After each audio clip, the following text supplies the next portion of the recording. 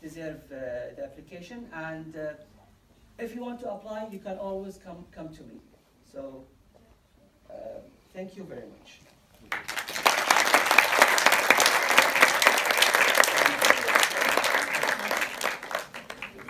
غانم is with us here, and he's also holding this event. So if you are interested in developing Kuwait strategy for peaceful usage of space, talk to him. He will be here. And again, this program is for youth of Kuwait who are interested in space. It gives me great honor today to present Nadine Cox, Senior Engineer at NASA's Jet Propulsion Laboratory. She is also managing multiple interdisciplinary interplanetary robotic missions, including the NASA Jet Propulsion Lab Galileo mission to explore Jupiter, the Mars Exploration Rover missions, and the Kepler telescope mission to search for Earth-like planets around the stars. Cox is a mission lead on the operation team of Mars Science Laboratory, which probably a lot of you have heard about, the Mars Curiosity Rover that landed in 2012 on Mars and is still exploring it. Please welcome with us Nadine Cox.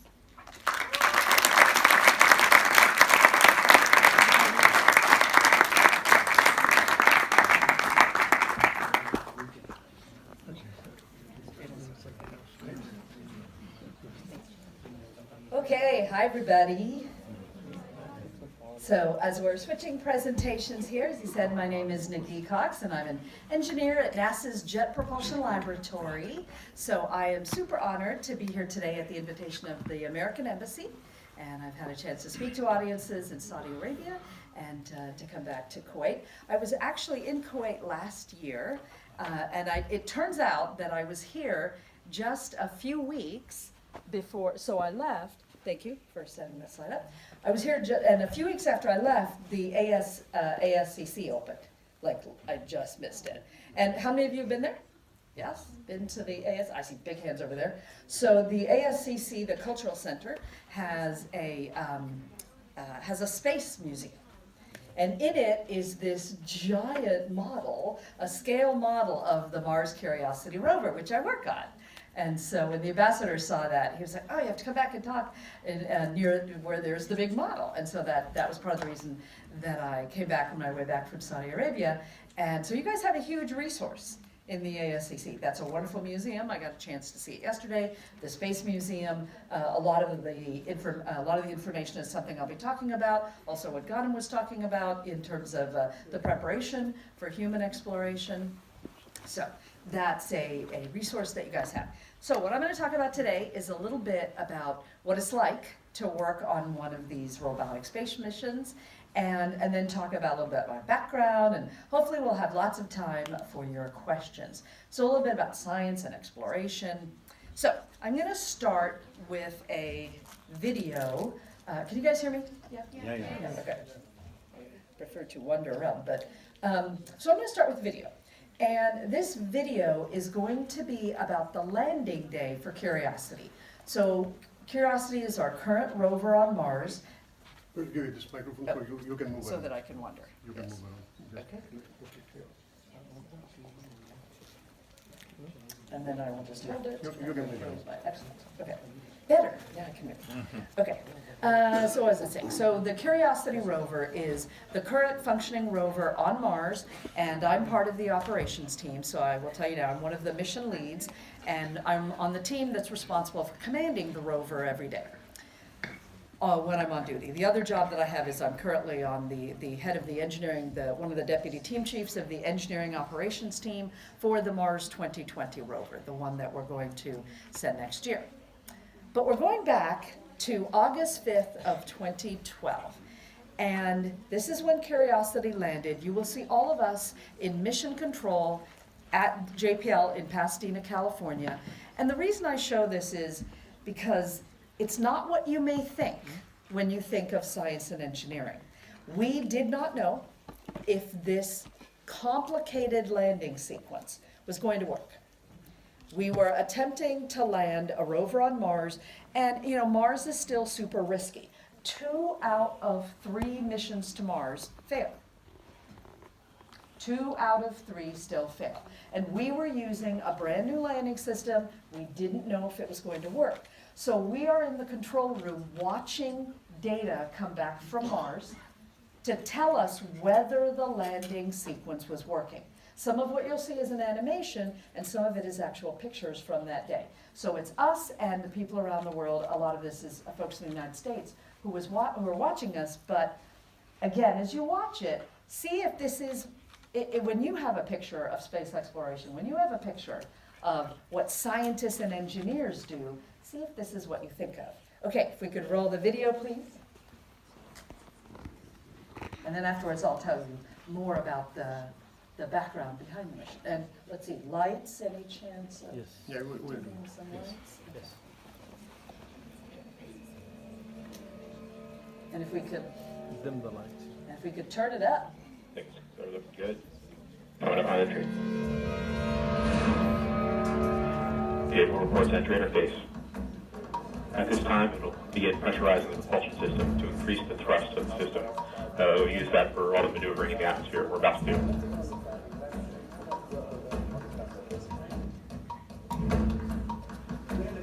We're standing by for guided start of guided entry. We are beginning to feel the atmosphere as we go in here. The vehicle has just reported via tones that it has started guided entry. At this time, the vehicle is beginning to steer its way to the target. We have seen peak deceleration. That is starting its first bank reversal. It is reporting that we are seeing G's on the order of 11 to 12 Earth G's. Bank reversal 2 is starting. We are now getting telemetry from Odyssey. We should have parachute deploy around Mach 1.7. The parachute is deployed. We are decelerating.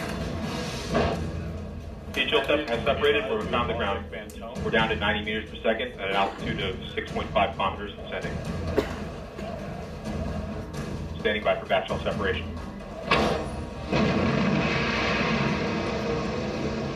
We are in powered flight.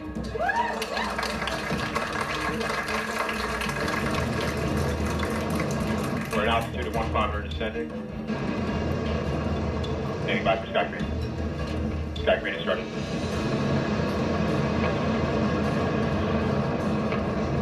Signal to us, you remain strong.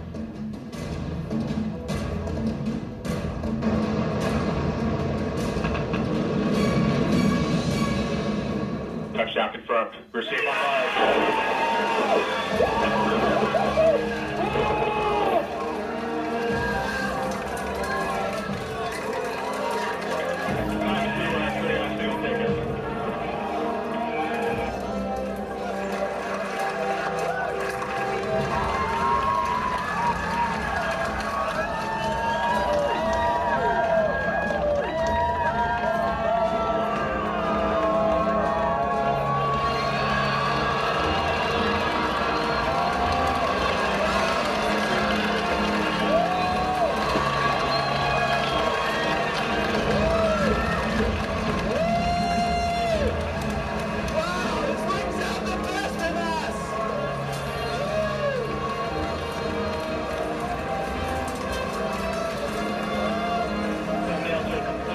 You got thumbnails.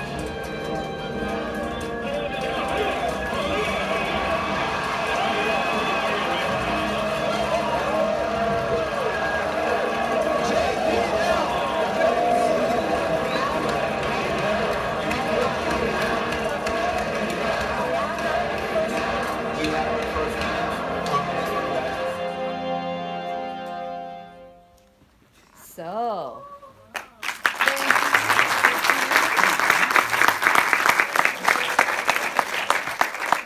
So that's a really fun video to share because, this works. So that's a really fun video to share. I enjoy looking back on that. But also, so the reason I show that is because it shows that it's a team of people that get something done, right? There are very few things that we work on in this day and age that we just work on by ourselves, right? It's always a team of people. All right, so now I'll give you some background. And if there's any way to leave just a few of these lights off just so they can see the slides. So I put this one in here because I always forget to talk about my background. So my name before I got married was Zainab Nigi Ahmed. That's me. And I was born in a Muslim family. And I was born in India. My parents are from India.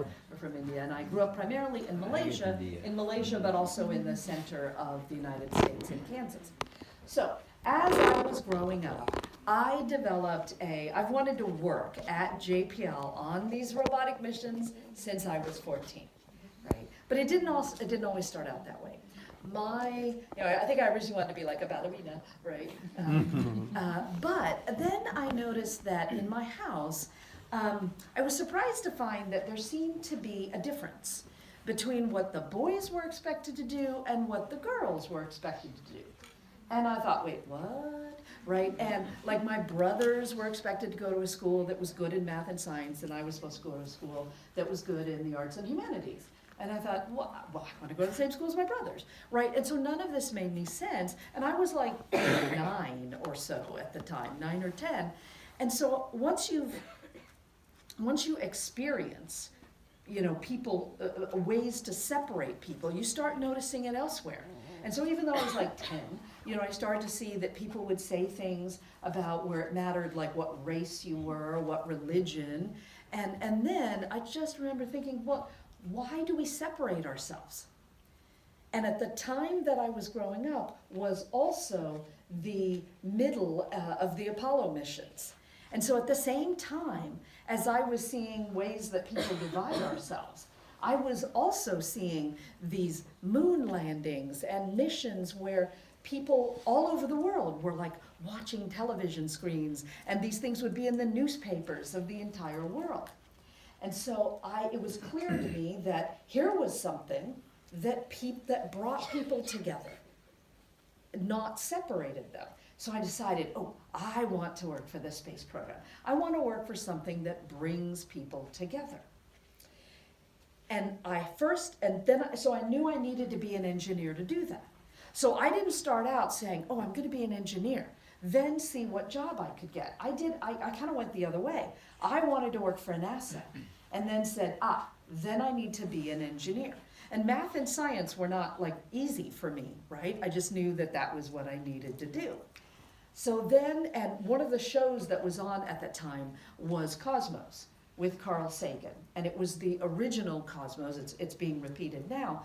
But this show talked about space and astronomy, and also it was my first exposure to robotic space exploration. So I never wanted to be an astronaut because the astronauts don't go very far, right? At the time that I was growing up, they're kind of stuck in Earth orbit. And so I wanted to explore further.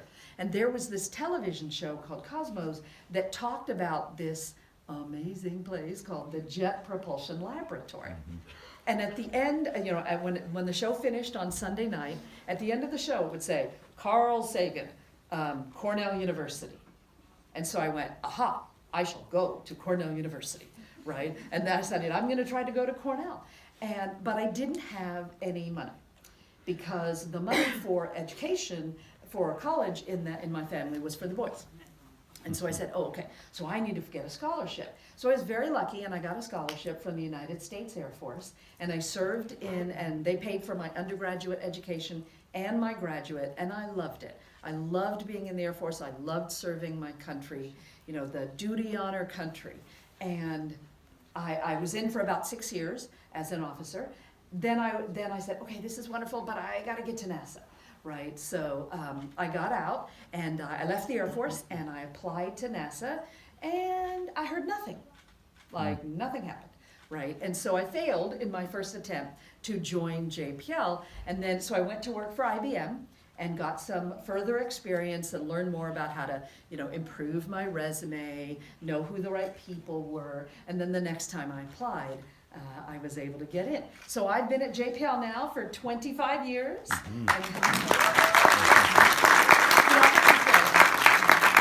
have to say, Arab audiences are so polite. When I say that, you guys clap. Other places they go, oh, you're so old. And of course I think, I also go, wait, how did it turn into 25 years? But when you've worked on multiple missions, for 4 or 5 years each, then voila, then off you go. Okay, so just a little bit of context. So when most people think of the space program, they think of the astronauts and the space station and the space shuttle. But did we have any success doing these lights? Okay. So, and that's true that, it is true that that is the most common, right, is thinking about astronauts. And we're not just talking about NASA here, right? There are many space agencies around the world, including Kuwait, and now very recently the Saudi Space Commission has just been formed, and we all have multiple different missions, right? And so, first one is we want to learn about our planet. It's not just about exploring space. We want to learn about our planet.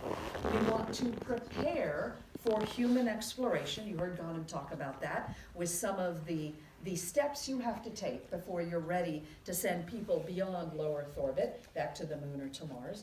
And then the third is to find out, is there life anywhere else in the solar system? So those are kind of the 3 areas that NASA works on. So JPL stands for the Jet Propulsion Laboratory in Pasadena, California. There are multiple NASA centers located throughout the United States. You might have heard of the Kennedy Space Center in Florida, where we launch our rockets.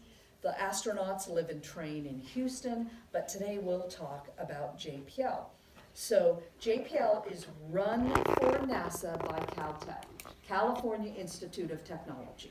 So I'm an employee of the California Institute of Technology, but I'm a NASA engineer. So how many of you watch The Big Bang Theory?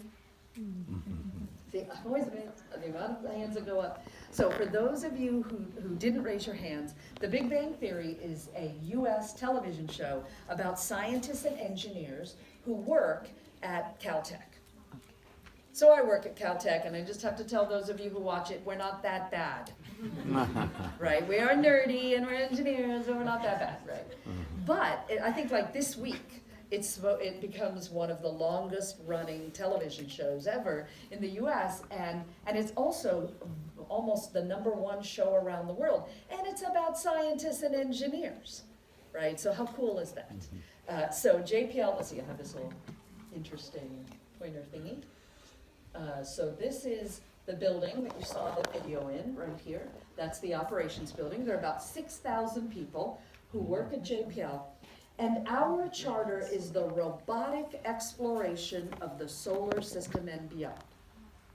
So before we send people, we send robots. Before we send astronauts, we send robots. And this is what motivated me to be involved in this. I mean, some of those images you see, well, all those images you see up there are from the robotic spacecraft. And so when I was in school and we were seeing pictures come back from the Voyager spacecraft, from Voyager and Pioneer, these were some of the first time we had ever seen images of these planets. And so that's when I realized that if you really wanted to go where no one has gone before, that would be the robots. Because we need to understand other planets before we send people. So we will send spacecraft to go into orbit around them and make a map and understand what the system is like, all the steps that are necessary if you're going to send people.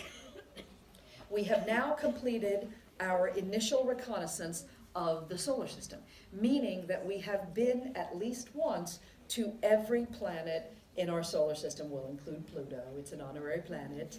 And so now we're learning how to go back and go back more frequently and start landing on planets and become more familiar with them. So Mars exploration Mars, one of our nearest planetary neighbors, is always of great interest to us and everyone around the world because it's close, it's a possibility for human exploration. When we started exploring Mars in the 1960s, it really was a US-Soviet Union thing. right? It started out as part of the space race, being less about exploration and more about politics, right? And then after that has moved on from that to actual exploration, finding out what Mars is like. And as you can see, there are now many flags that are up on that screen. We are, like next year, so we go to Mars about every 2 years because that's when the launch window opens. The Earth and Mars are at their closest point together, about every 24 months. So that's a good time to go. It takes less energy, less data rate, the data rates are higher, etc. So you'll hear people talk about going to Mars approximately every 2 years. And next year, so we have, China, Japan, the Europeans, Great Britain, India has sent an orbiter to Mars. Next year, the UAE will send the HOPE mission. That's a mission where NASA's providing assistance, and the UAE is getting going on sending their own mission. So that's great to have the Middle East join the party. Okay, so landing on Mars. Again, when you've done enough exploration, when you've seen a place for a while, you want to land. So imagine trying to learn what Kuwait was like if you're basically flying over it all the time. Then at some point you think, well, I'm not really going to know what it's like unless I land and drive around. So that's what we started to do in Mars. First landing was in 1976.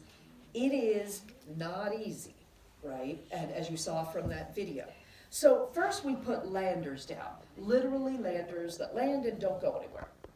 Then we said, okay, if we're really going, it'd be like landing in one place in Kuwait and then saying, aha, I know what all of the Earth is like, right? You need mobility. You need to be able to drive around. So that's when we started with our Mars, with our rovers. And so I'm going to take questions at the end, and just because otherwise I will not finish on time because I will tell too many stories. Right. So we started with Mars Pathfinder in 1997. First rover, not much taller than my knee, and she probably didn't go any further than this room. That's because that was an engineering demonstration. We were trying to figure out how to send a rover, how to deploy it, how to command it. And after we figured that part out, we said, okay, now let's send rovers with a science objective. So in the center is a picture of, an artist rendering of Spirit and Opportunity. Those were the two rovers, those were the first two rovers that I worked on, and we landed in 2004. Spirit and Opportunity, their job was to find out, was there ever water on Mars? Liquid water on Mars in the past. So these missions, so what غانم was talking about is more on the side of the human exploration. These robotic missions that I work on are under the Science Mission Directorate of NASA. So that means that we have some human exploration objectives, like we try to move the knowledge that we need for human exploration forward. But we are also trying to answer science questions. And so the science questions here was there ever water on Mars in the past? Now, Spirit and Opportunity were supposed to last for 3 months. 3 months in 2004. Spirit lasted for 6 years and Opportunity for 15. So we are very proud of that. And OPI just stopped, we declared end of mission for OPI last month. So that was a little bit sad for us. And now Curiosity, the one that you saw that landed in 2012, her job was to find out, actually I think I have a big picture of Curiosity. This is our badass rover that we've got on Mars right now. And she's huge. She's about the size of a small car. And her job is to find out, once we knew there was water on Mars, was the water there long enough to create an environment for life? So what does that mean? Right? If you were to take a bucket, when you go home today, if you took a bucket with water and you put it out on your back porch, and then you come back tomorrow and you look at the water. You're like, the water looks the same, no change. Let's say you come back in 2 months, and because it's like Kuwait, you get like 60 days of vacation, right? So, yeah. Normally I say you come back in like a month. But if you get 60 days of vacation, you come back in 2 months, and you look at the water, and there's probably things growing in it, right? There's probably stuff in it. That's because the water was there long enough for things to start growing. At a simplified level, that's what we're doing on Mars. If we know that 3 billion years ago there was water on Mars, her job is to find out, was the water there long enough to have created an environment for life? And she has quite a huge payload. All these instruments that you see are not just so, JPL built the rover, but that the instruments that you see come from all over the world, from scientists all over the world. So we're back to landing night, there's me, and you can see why they made us all wear the same blue shirts this time. So I had been in this room in 2004 when we landed Spirit and Opportunity, but this time we were landing something larger.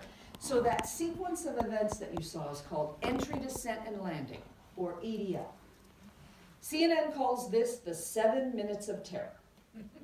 And that's because we were scared, right? We didn't know if this would work. We come in at 18,000 kilometers per hour.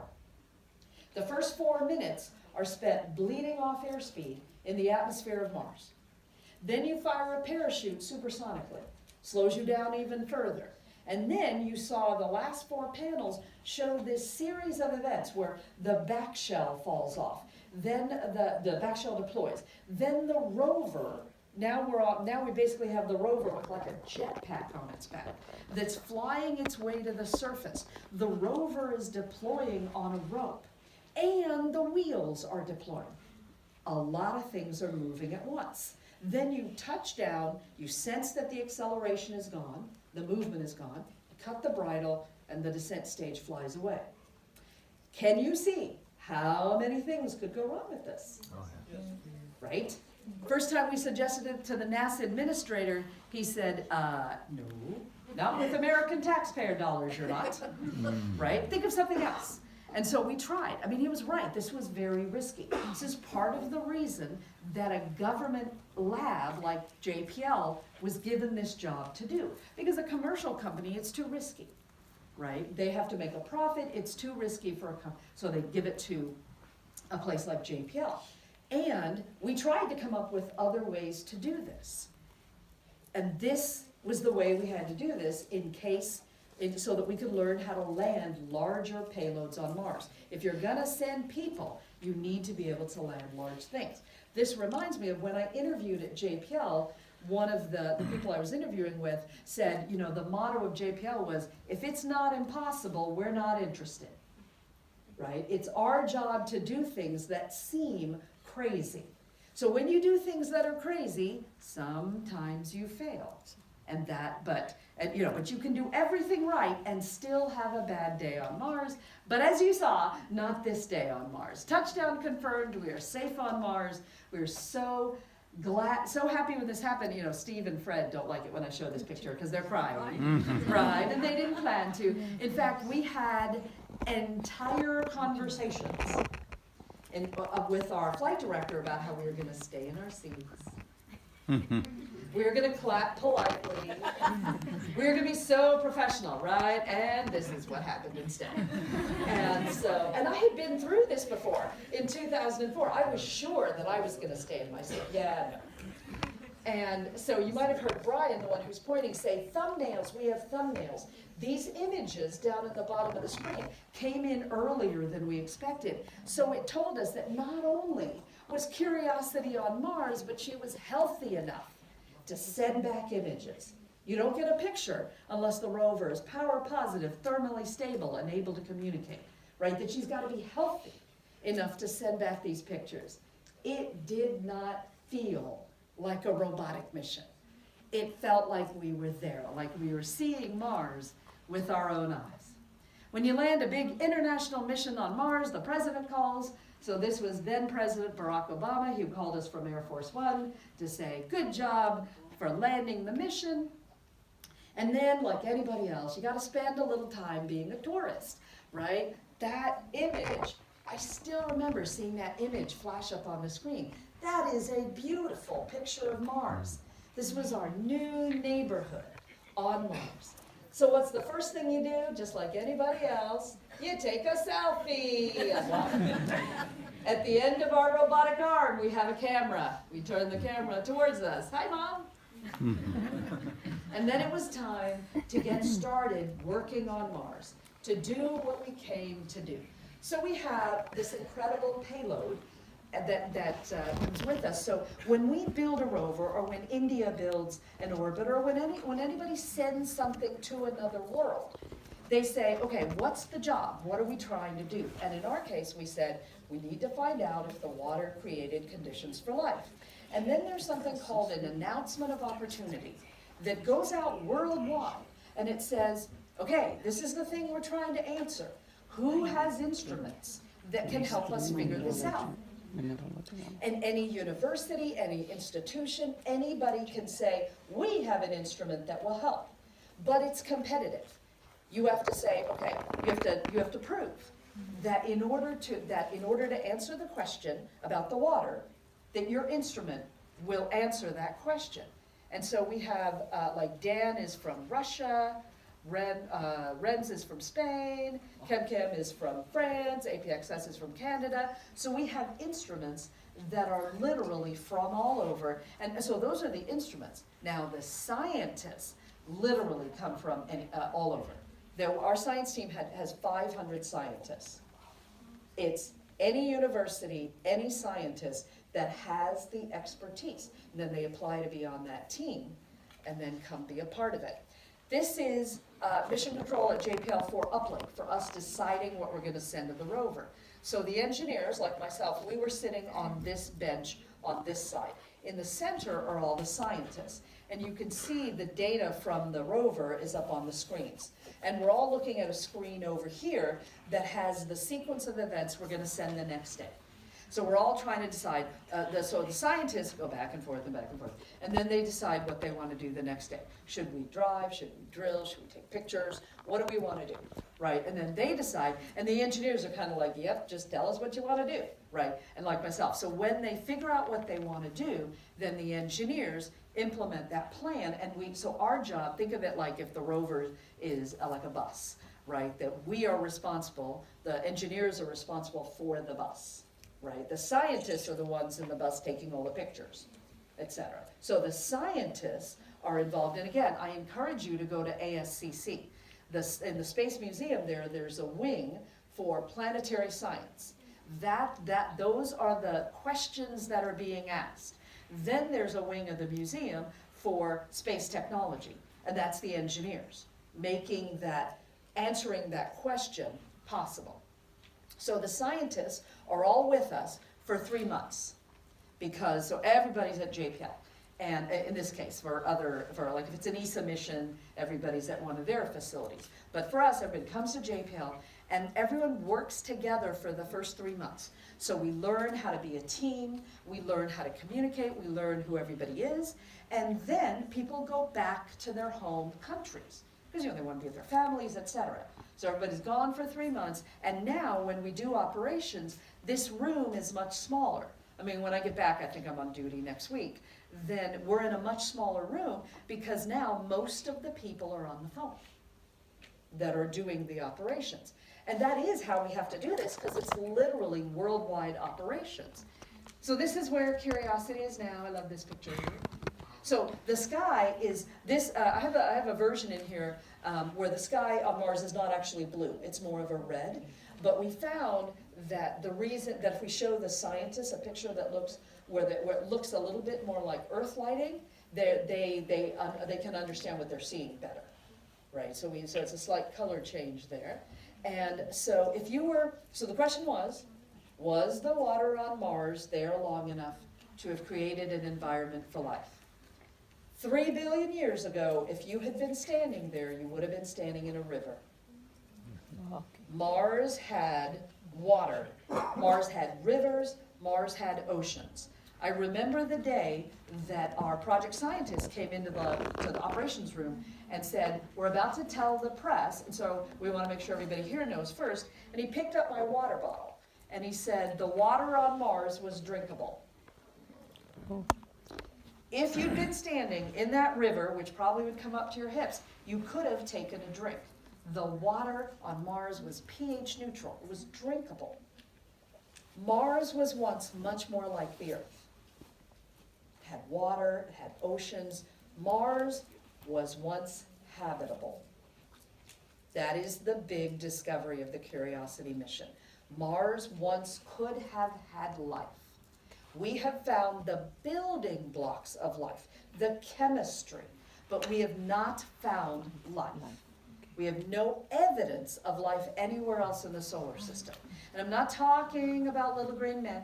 I'm talking about bacterial life.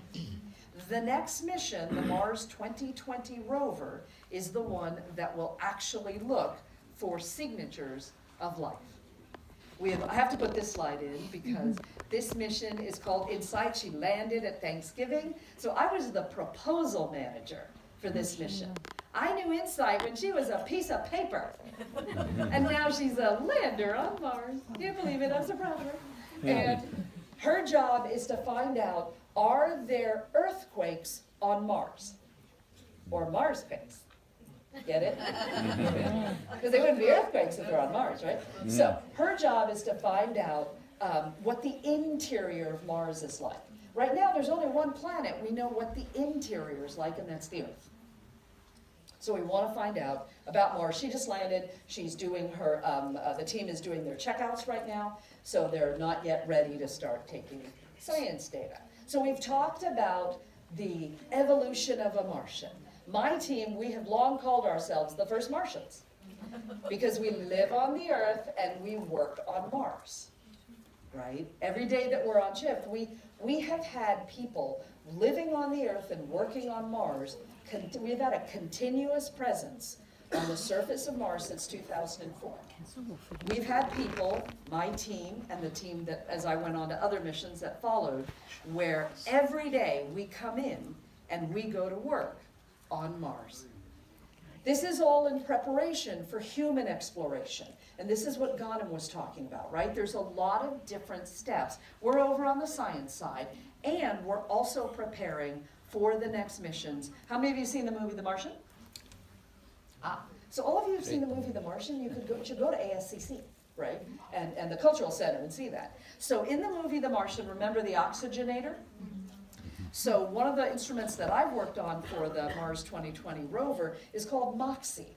It is a prototype of an oxygenator where we take carbon dioxide from the Martian atmosphere, pull it apart into oxygen and carbon monoxide.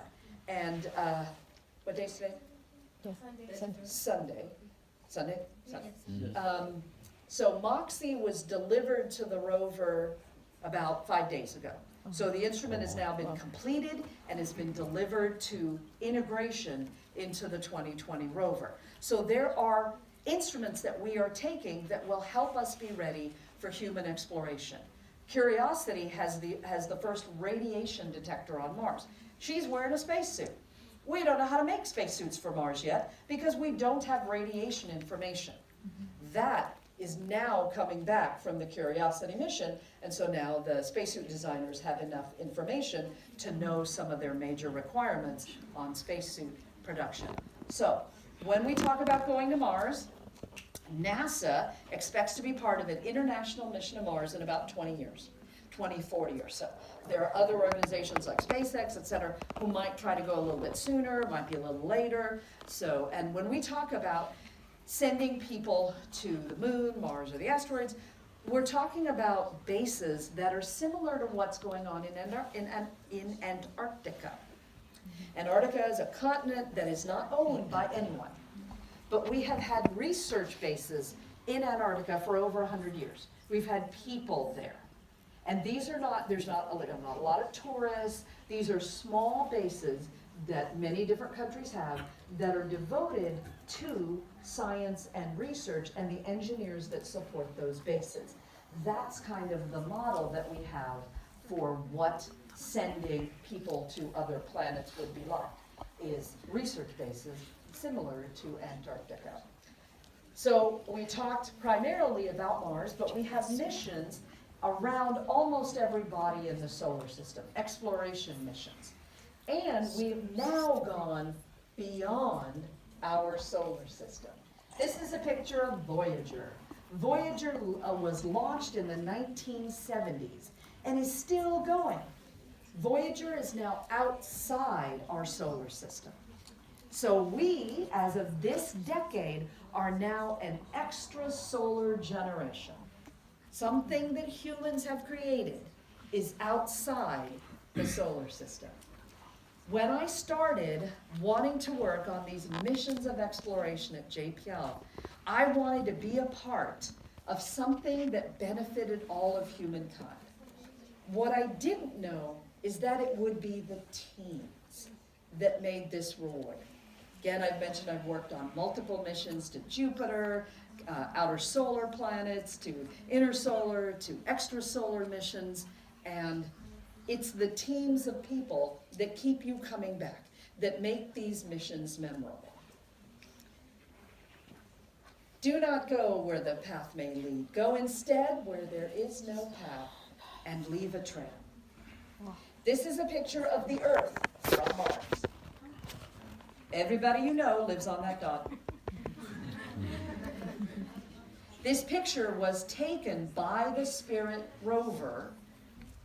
I was on duty that day when we snapped the picture and everybody said, smile. Right? This is Earth from Mars. Just because you're interested in something that not everybody else is interested in doesn't mean you have to follow that path. For me, it was space exploration. But for you, it may be medicine, it may be literature, it may be art. I hope today I've talked a little bit about some of the people behind the missions. Don't assume that if you look at a career, that you necessarily know what the stereotypes show you. I didn't know that much about robotic exploration when I first became interested in space. This is a remarkable time to be a part of exploration. There are so many planets out there, right? This is actually, and I think this is a new field of astrobiology, right? Because we've learned there are so many planets out there. This is one of the most popular areas for graduate students in astronomy now, is wanting to do extrasolar research. I'll finish with this picture. This is a picture from Apollo 8. I saw it when I was growing up. And for most people, well, everyone, it was the first time they had seen a picture of the Earth from the moon, from the lunar system. I remember looking at it and thinking, I see no nations, I see no borders, I see no genders, I see no religions. I see one world. I see humans. This is one way to do something that matters. There are so many things that need teams of people to work on, whether it's science or engineering or medicine or law. Sometimes you are a part of something that is greater than yourself. If you're looking for a cure for a disease, it may not be you that finds it. You may do a piece that then gets followed on. I am a part of the chain of exploration. There were missions before what I worked on, and there will be missions after. Life is both personal, family, and professional. Think about what you want to accomplish in your professional lives. Do something that matters. Work hard. Come join us. We need you. Thank you.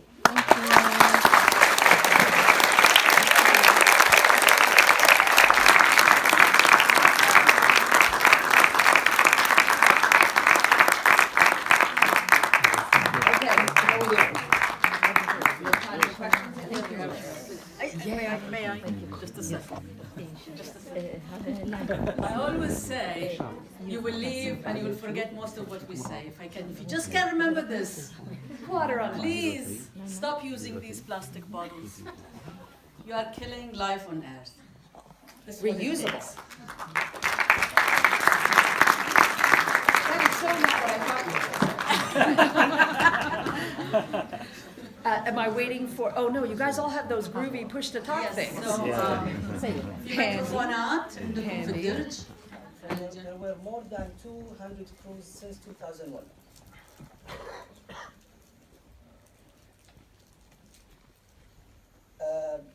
My rotation started last February, in the 8th of February, and we stayed for 2 weeks.